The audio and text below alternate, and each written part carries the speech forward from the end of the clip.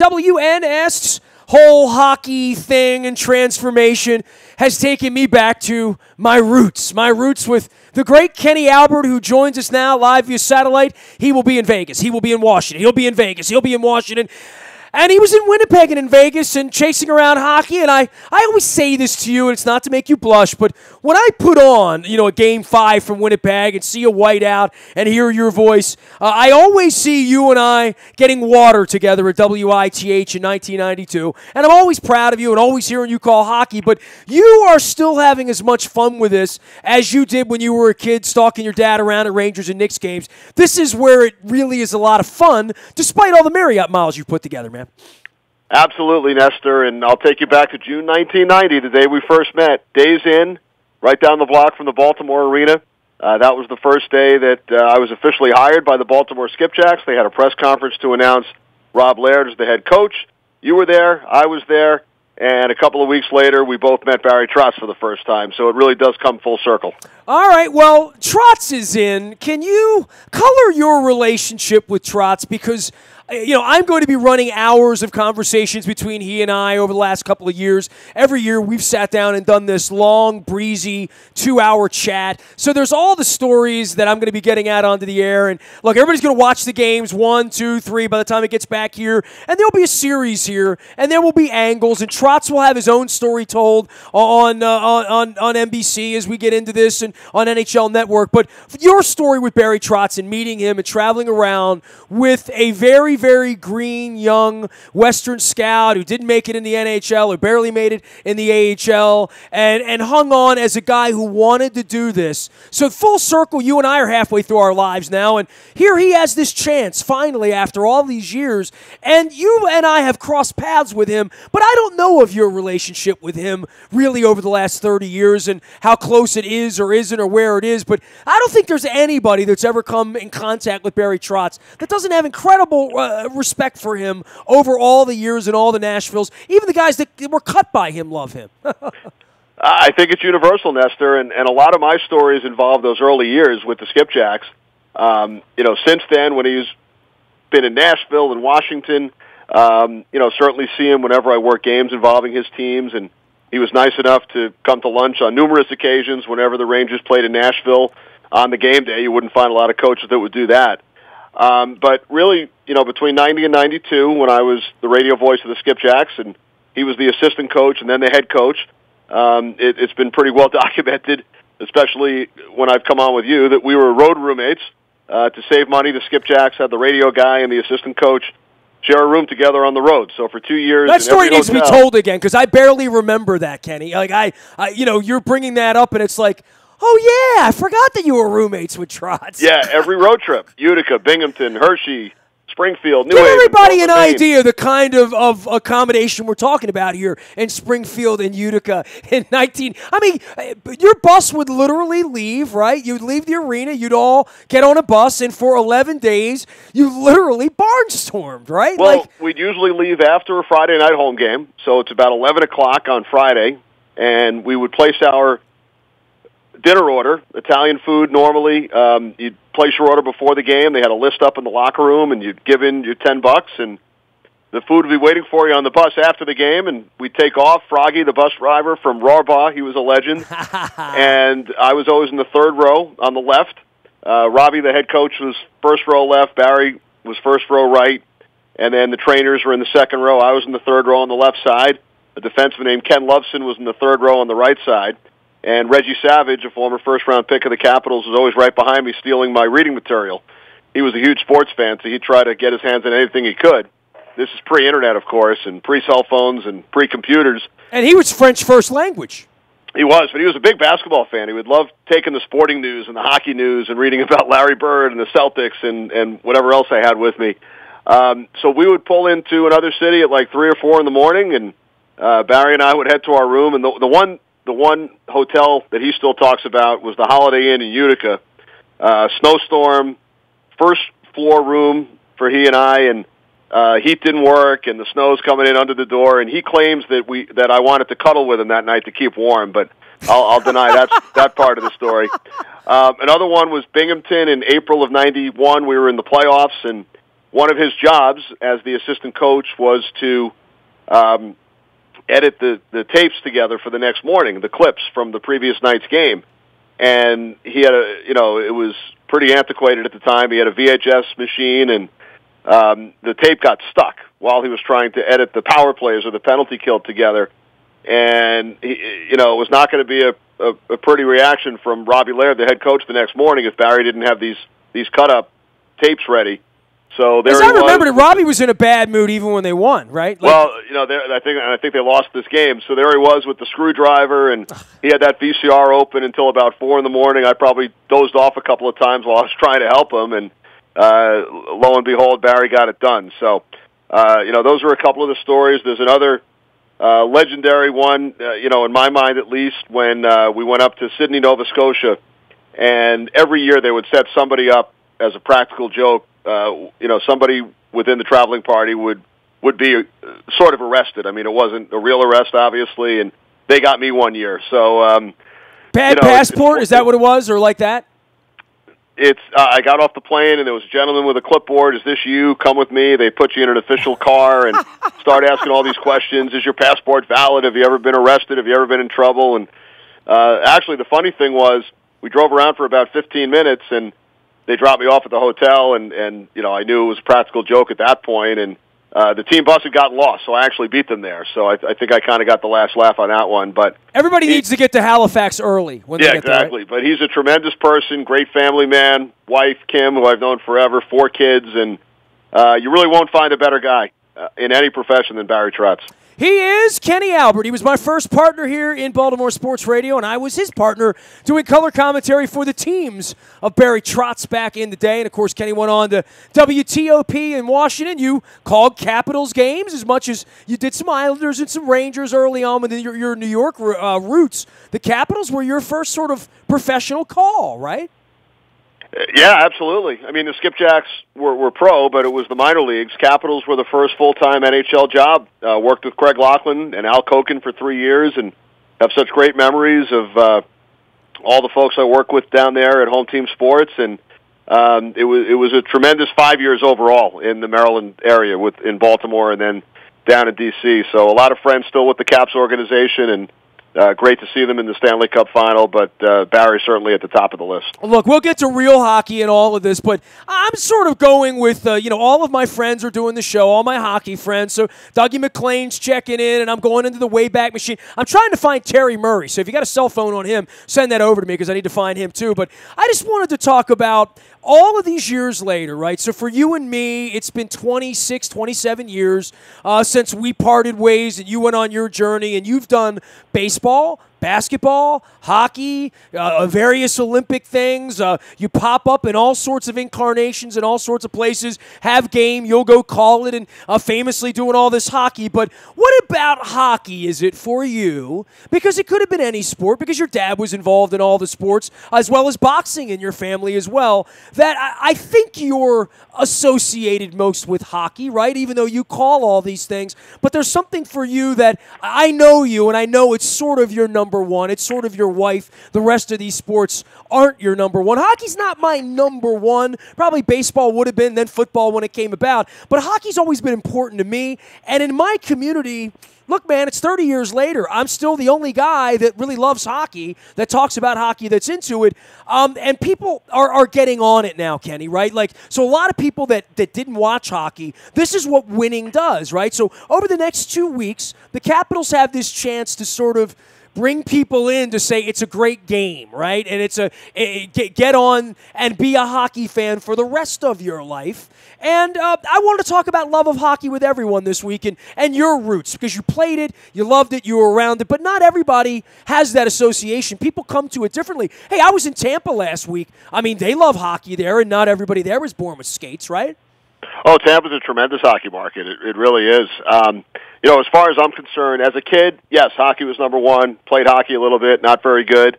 That's all I wanted to do. I wanted to broadcast hockey on the radio.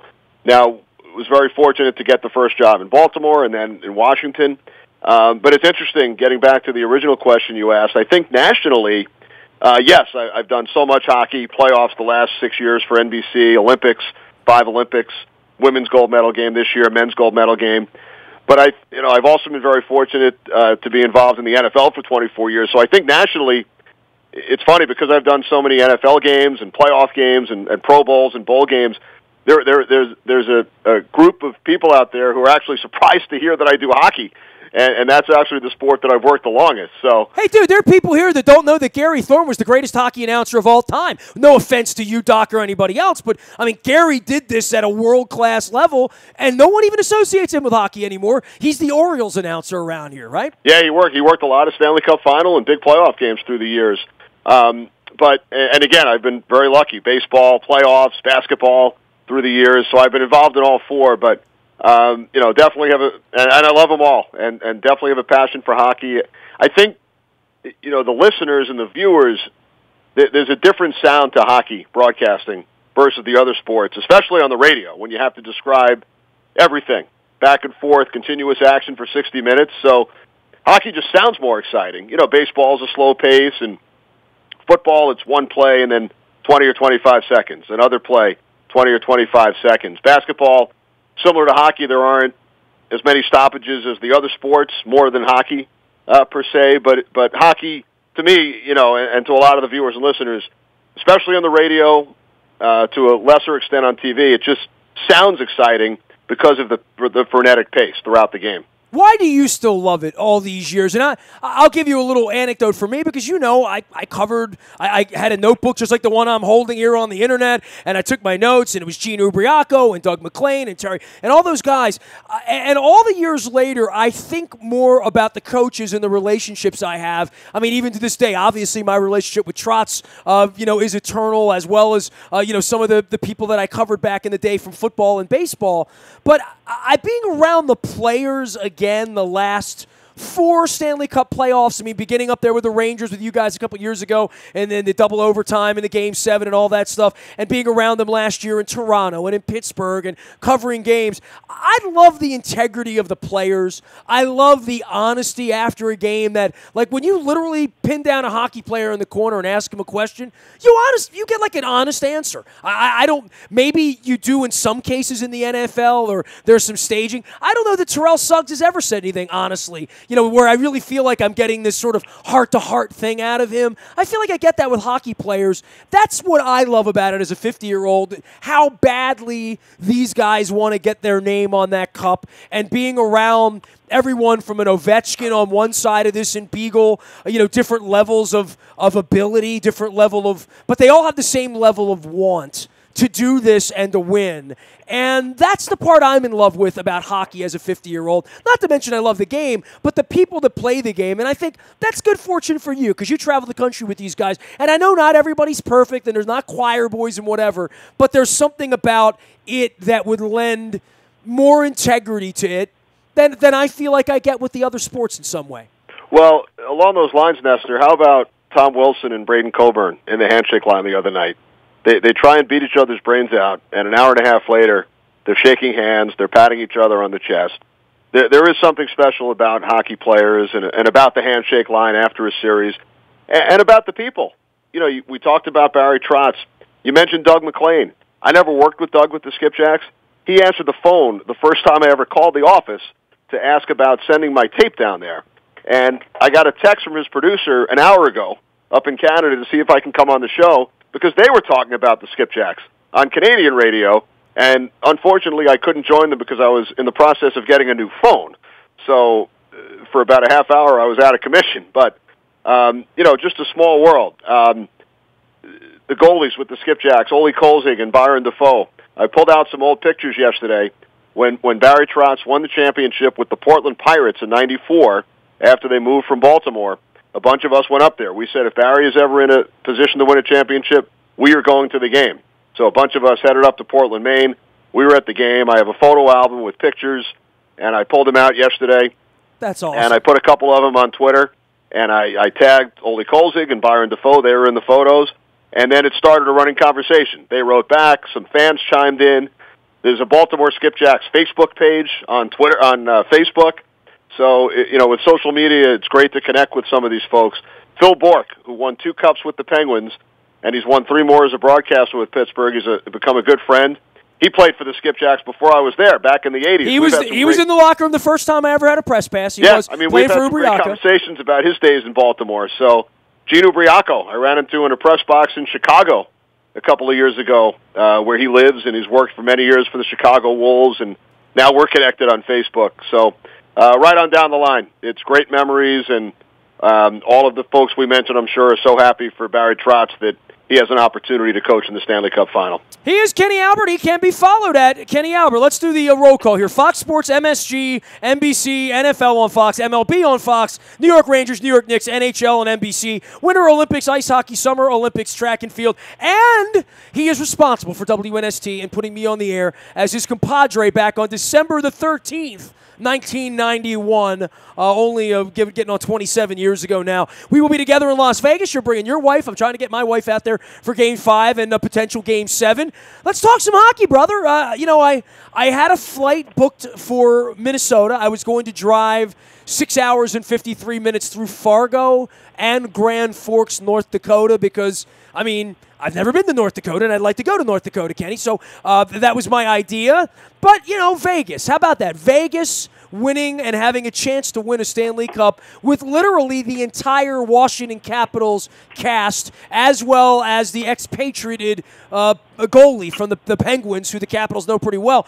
Boy, there's a lot of deliciousness built into this thing before it even starts, and I have no reason to think this thing isn't going 6 or 7, right? Well, we talked about my connection with Barry Trotz. How about the two general managers? They were college roommates, George McPhee and Brian McClellan. They were best friends, college roommates at Bowling Green. They played together with the Rangers. George brought Brian in as his assistant in Washington, and now he's the general manager, and George built 2/3 of this team. You have Rick Braunstein, who started with the Capitals organization, was in Phoenix for many years. He's the head of team services and travel for the Vegas Golden Knights. Nate Schmidt, who we talked about. So a lot of connections between these clubs. Well, and onto the ice, most folks here don't know much about the Vegas Golden Knights. Let's talk about the Sandlot group put together, the real Mighty Ducks of the world, who, in 11 months, 10 months, have put together a team that can win a Stanley Cup. I guess the political side of this, anybody on the outside would say, how the hell did this happen? How did the league wind up stacking a team that can win a championship here this week? Well, I think it's a tremendous story, and the league, as you know, the league certainly didn't stack them. They had to go through the expansion draft process. The difference was this time, as opposed to past expansions, two things. They did have a more favorable draw of the available players because they paid a $500 million expansion fee versus some of the lesser fees back in the day, and they were the only team choosing. So they got to pick the one player off each roster that became available that they wanted, as opposed to alternating with another team. However, with that being said, they still were picking the 10th to 12th best player from every team. And George McPhee, to his credit, made some tremendous deals to acquire extra talent. For example, William Karlsson in Columbus scored 6 goals 2 years ago. Blue Jackets wanted to protect some other players. They couldn't protect everybody. They said to George, if you take William Karlsson and a contract that we want to get rid of, David Clarkson, over $5 million a year off the books, we will give you a first and a second-round draft pick. So they accumulate these high draft picks. Oh, P.S., William Karlsson scores 43 goals. Pittsburgh, they don't want to lose some other young players. They protect Matt Murray. They gave Vegas a second-round draft pick to take Marc-Andre Fleury. Minnesota wants to protect certain players. They don't mind losing Eric Haula. They say, if you take Eric Haula, we'll give you Alex Tuck as well. By the way, they're 2 of the top 7 or 8 forwards on Vegas. So George really went outside the box and put together a roster that got off to a great start. They were 8-1 despite using 5 goaltenders in the month of October, and hired a terrific coach in Gerard Gallant. And amazing, though, really is. I don't think you could find any general manager on October 1st that would have traded his roster for the roster of the Golden Knights. And I don't think you could find anybody that would have predicted more than 25 or 30 wins for Vegas during the regular season. Well, you've been out there and you've experienced the environment. I'm going out into that thing, and I've seen the pregame show there and the whole deal. But Vegas is bought in, right? And I guess this bodes well for your other calling in the NFL and the Raiders and Mark Davis bringing the team down there. But this is going to be one hell of a party that Vegas lays out. This is Vegas's like real hometown team. Maybe the way that Tark had the UNLV group running there for a while, where it felt like their team. But for the local people there, there's been no lack of enthusiasm, as well as, quite frankly, the hottest tick in town's been the Vegas Golden Knights all year, right? It's been great. It's been great. They've really taken to it. They sold out, the season tickets pretty quickly when they first went on sale. Unfortunately, the tragedy that took place on October 1st was right around the time of the regular season getting underway, and the Golden Knights did a tremendous job with the ceremony, honoring the 58 victims of the tragedy. Derek Englund, one of the alternate captains, made a tremendous speech. He's lived in Vegas for a number of years after he played minor league hockey there, and the momentum seemed to carry. And again, it's a remarkable story. They only lost 3 games in the playoffs now. They swept the Kings, beat the Sharks in 6, Winnipeg Jets in 5. So you really couldn't write a movie script. Nobody would believe it if you wrote this script back in October. Well, then there are the Capitals that everybody would have believed the script had they lost to the Penguins or, choked up the 2-0 lead in the last series. But this has been a different group, a resilient bunch, and maybe not on paper as we entered the season as talented or as deep or as rich with Stanley Cup heritage with a Justin Williams or whatnot as they were last year. But I felt this was a formidable bunch, and I thought it was kind of foolish for people to be writing them off after bringing back Oshie, knowing that Carlson was sticking around, knowing that Ovechkin and Backstrom, these guys would come back hungry. I saw a lot of writing off of the Caps. I saw the calling for Trotz's head around here in late February and March when things went bad, and Trotz talked about everything had changed after the Colorado trip at the end of the year as well. But this has been a gritty, determined bunch, and having been around them, and I go back to the integrity side of this thing, there feels to be a calm about them and has been the whole way through this run that leads me to believe that there's a good chance that Stanley Cup's coming back here to Baltimore, and Trotzy and I are going to parade it around the Beltway and drink the champagne to Tom Ebright out of it, Kenny. I'm a little excited.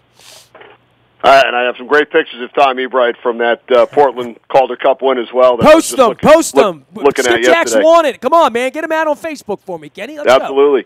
Go. The last 2 years, they win the President's Trophy 2 years in a row, and they run into an all-time great team in the Penguins. There's no shame in losing to the Pittsburgh Penguins in the playoffs the last 2 years, even though you had a better regular season record. So I thought the Caps would be one of the top teams in the league this year. Took some time during the regular season, but you have to admire, falling behind 0-2 to Columbus and going to overtime in that third game. If Columbus scores that next goal, that's it. They're probably done. And then to battle through the Pittsburgh series and come back from a 3-2 deficit against Tampa, big props to the entire Caps organization. You have to love Alex Ovechkin finally getting an opportunity in the Stanley Cup final. You saw the emotion from him both during the final minutes of that Game 7 and then post-game interview and after the game. So a lot of great stories on the Cap side as well. You got any predictions for me here? Are you going to give me a little analysis or put the whammy on somebody here? This is, I don't want to say last best shot for the Capitals or whatever it is, but certainly the best shot for the Capitals. And, all of these guys that have come so close and have been a part of games, as you pointed out a couple of years ago with the Rangers, where it felt like in that Game 6 they had the game won, they had the series won. It's never over till it's over, but I'm feeling pretty good. I have a little pep in my step about getting on the plane and going out to Vegas and a couple of times over the next couple of weeks. I don't think this is going to be easy. I know there's going to be some missteps along the way, but, boy, this is a real opportunity for the Capitals to win a Stanley Cup. I think they have a great shot. So do the Golden Knights. I usually try to stay away from predictions because that's why they play the games, but I think it's two really, really evenly matched teams.